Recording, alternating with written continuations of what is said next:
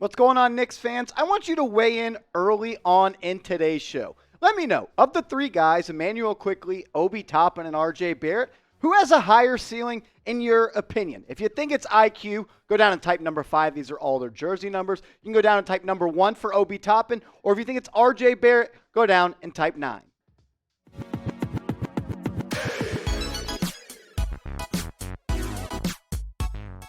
Welcome into New York Knicks Now by Chat Sports. I'm your host, Marshall Green. And we've got a fun, jam-packed show for you all today on a Friday afternoon. And it's going to start off with an article I saw that said the Knicks have a mini big three between Immanuel Quickley, Obi Toppin, and RJ Barrett. So we'll touch on that, discuss that. And then also, Mitchell Robinson. He's going to be an unrestricted free agent. Should the Knicks re-sign him? Leon Rose, he recently talked about Mitchell, so we'll talk about that. And I want to remind you guys to subscribe. Look, we're trying to get to 6,000 subscribers on this channel because we have free daily videos around the latest Knicks news and rumors. And our draft coverage and free agency coverage, it's going to be top-notch. I can guarantee you that. And then at the end of the show, we're going to be giving shout-outs to our loyal subscribers who I asked on the past 2 videos to go down and type Rowan in the comments section for a shout-out. And later on, I'll be giving all of you shout-outs who did that on the past 2 videos. But first, let's talk about this big three, or the mini big three, that the article highlighted that said the Knicks, they should build around Obi Toppin, Immanuel Quickley,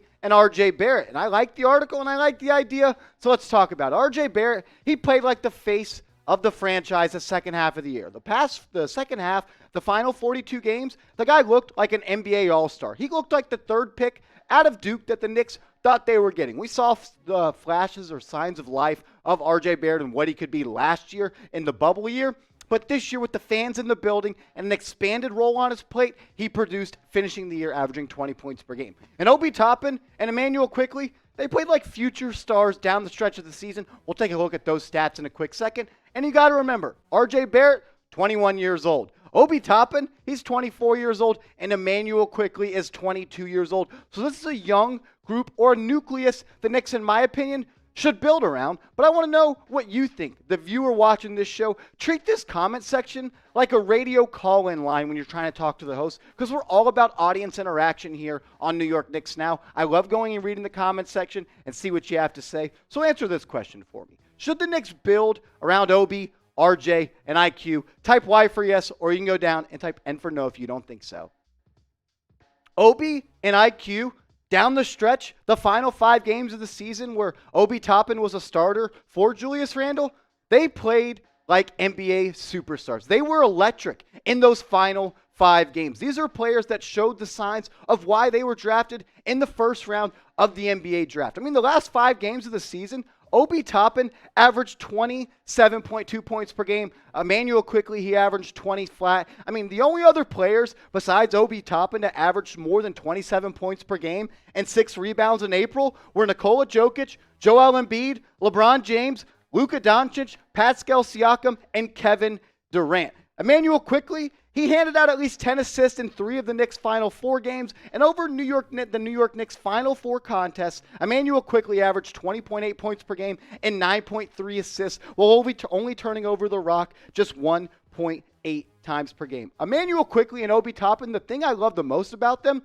is not just the on-court rapport they have. You can clearly see they have a chemistry together. They're always late in the Knicks practice facility, getting up shots, working together, honing their craft to be better basketball players, but they have a great relationship. They're best friends. They hang out all the time together, and that's what I like to see the New York Knicks players do. You want to build a strong bond with your teammates. You want to enjoy going to work every day and seeing the people at your office. Look, I sit across from the people at my office, and if I don't like them, it makes my job suck. But I like everybody that works here. And if Obi and IQ have a great friendship, that's going to bleed out to other players on this team. I like that. Those 2 guys are workers, and I think it's kind of, bled into the other parts of this New York Knicks roster. Another person who's a worker and a dog is RJ Barrett. And the second half of the season, we saw that. He made the Knicks games worth watching because it wasn't fun watching Julius Randle anymore. It wasn't fun watching Taj Gibson hoist up corner threes. It wasn't fun watching Alec Burks play basketball. But you know what was fun? Watching RJ Barrett average 24 points, 4 assists, and shoot an okay percentage from the field and 35% from the three-point line. Besides all the stats, It's the intangibles that I love about RJ Barrett. He wants to be great. And we've seen that since he was in high school when he played for the Canada national team and he beat the USA national team when he was 16 years old. Boo that, I'm an American, but we saw that. He's played on big stages. New York, the Knicks, they need to trade Julius Randle, in my opinion, so RJ Barrett can spread his wings and become the angel and the savior to the New York Knicks and New York City basketball that he was destined to be. I love that he played at Duke. He played on the big stages. He played with the lights on bright. So he knows what it takes to play in a market and a team that expects greatness. And that's what Knicks fans want. They want greatness out of their players, and they want their players to embody what it means to be a New York Knick and wear it proudly on their shirt. And that's what RJ does. RJ was asked while the season was winding down about the pressure of being the face of the New York Knicks and playing in Madison Square Garden, and I loved his answer. This is what he had to say. He said, "What pressure? There's not any pressure. Nah, it's not pressure. It's fun. I like my personality, and the type of person I am, no pressure at all. I embrace it." RJ, he's an alpha, and he's built for New York City. And that started since he was a young kid, when he represented Team Canada, when he went to Duke and played on the bright lights, under the bright lights with Zion Williamson and Cam Reddish. And how many times in those crunch moments at Duke did RJ have the ball in his hands? How many times down the stretch of the season this year did we see RJ Barrett want to take that last shot? The fadeaway shot against the Boston Celtics, falling out of bounds, bank shot, game winner. RJ is built for the big moments. He never gets too high, and he never gets too low. And that's what you want the leader in the face of your franchise to be. I truly believe this is the most hope I've had around any Knicks player since Carmelo Anthony. I think RJ Barrett is going to lead us back to the promised land and be the face of this franchise and make us more steady for the next 5, 10, hopefully 15 years in the mecca of basketball. Kind of taking a turn for this question. I saw our guy Stephen A. Smith ranting and raving about the Knicks, and whenever I see it, it always pisses me off because I don't really think he's a real New York Knicks fan. He likes to bash us when we're down, and he likes to, reap the rewards of us when we finish fourth in the Eastern Conference. So I'm curious, do you even like Stephen A. Smith? If you do, go down in the comments. Tell me if you like him, if you dislike him, if you hate him, if you love him. I don't really care for him. I understand he's extremely talented, and he can be entertaining, but I hate the fact that he is a Knicks fan because I don't think he deserves it, and he only likes to do it when they're a good team. So let me know if you like, dislike, hate, or love Stephen A. Smith.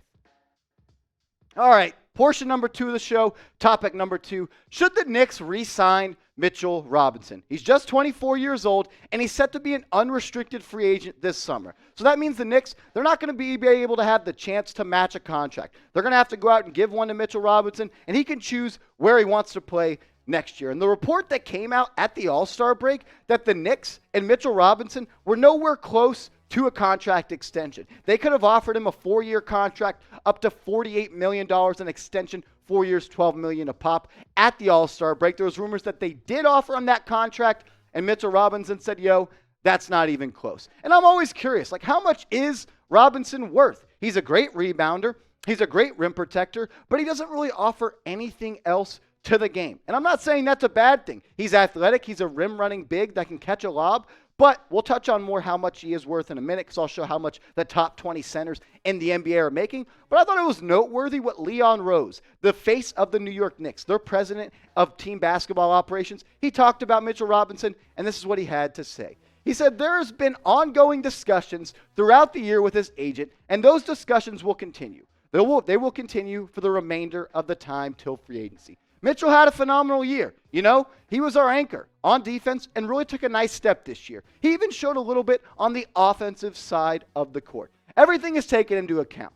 You have to look at that. You have to look at the injury history. You have to look at all of those things and make the right decision. For the most part, I thought he did a real good job for us. I thought it was noteworthy that he brought up the injury history. It's almost like you're trying to knock his value a little bit, which obviously as a business, you want to get the most out of your employees while paying them the less. That's just common business 101. But I think for a guy like Mitchell Robinson, who has a unrestricted free agent status, that you're not going to be able to match his contract, if I was Mitchell Robinson and the team that wanted to re-sign me said, you're really not that dependable because of your injury history, that would rub me the wrong way just a little bit, because every night I go out for blood, sweat, and tears and put on for the New York Knicks in New York City. We're going to continue to break down Mitchell Robinson, but I want you to weigh in right now. If you were Leon Rose, would you re-sign Mitchell Robinson? We'll talk in a second about how much that may all cost, but let me know. Type R for re-sign, or you can go down and type P for pass.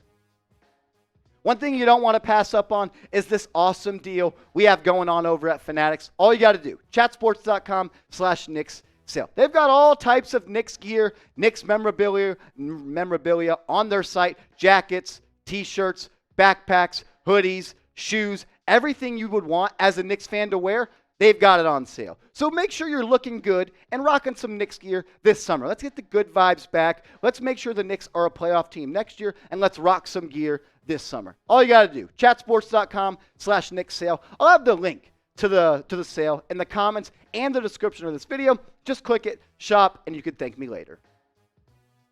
When you look at what Mitchell Robinson has done through his first 4 seasons of his NBA career, for a guy that was picked in the 2nd round and didn't go to college, he's had a successful career. But there hasn't, in my opinion, really been all that much growth in the numbers. He's become a smarter player. He doesn't, have as many fouls called against him. He has a higher IQ. But the thing is, all of that doesn't matter if your production is the same every single year. 7-6, 9-7, 8-8, 8-8. He's a great defender. We know that. But the blocks, they've gone down. 2.5 his rookie year, then 2, then 1.5, and then 1.8. And the thing is, if you look at those first 3 years, he hasn't been available for many of the games throughout his NBA career. This past year, he played 72 of the 82 games. So I like to see that. But the thing is, how much do you pay a guy that really gives you nothing on the offensive end besides an easy putback dunk or a rim running lob? He doesn't stretch the court, and sometimes it feels like in crunch time, the Knicks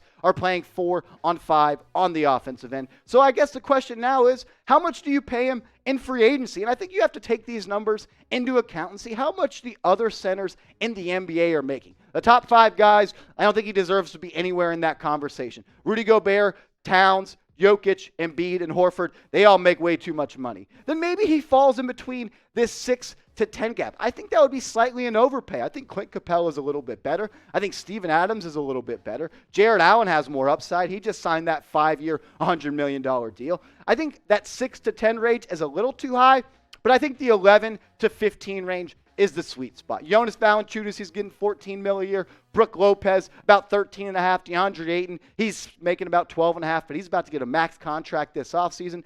Nurkic, $12 million. Dwight Powell, $11. Somewhere in between there, because Rashawn Holmes, he signed last year for $10.3 million.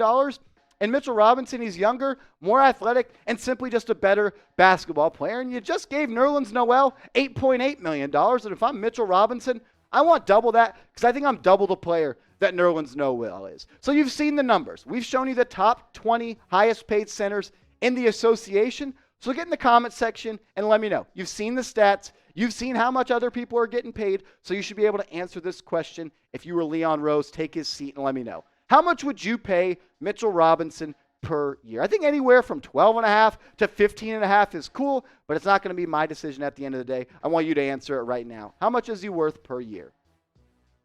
All right, now we're giving shout outs to our loyal subscribers. I asked you guys on the past 2 shows to type Rowan, RJ Barrett's name, his real name, in the comments section. And Jack Duran has done that. Darren Gale, you always answer the bell. That's why you're one of the real ones on Giants Now and Knicks Now. I appreciate you. Eternal Knicks Optimist, I like that name a lot. Even Best, Marcus Dawes, Doug Fouche? Fox? I don't know how I'm supposed to say that. Maybe just Doug Fox. I don't know. Ryan DeGoat, David Taylor, Reflex. I appreciate all 9 of you guys who commented on those past 2 videos. It's the easiest way to tell YouTube that, more Knicks fans should watch this video. More comments, more likes equals more views, which means we can do more videos on this channel. I appreciate all of you who watched today's show. If you enjoyed it or made it this far, you're a real one. So give us a like and give me a follow on Twitter @MarshallGreen_.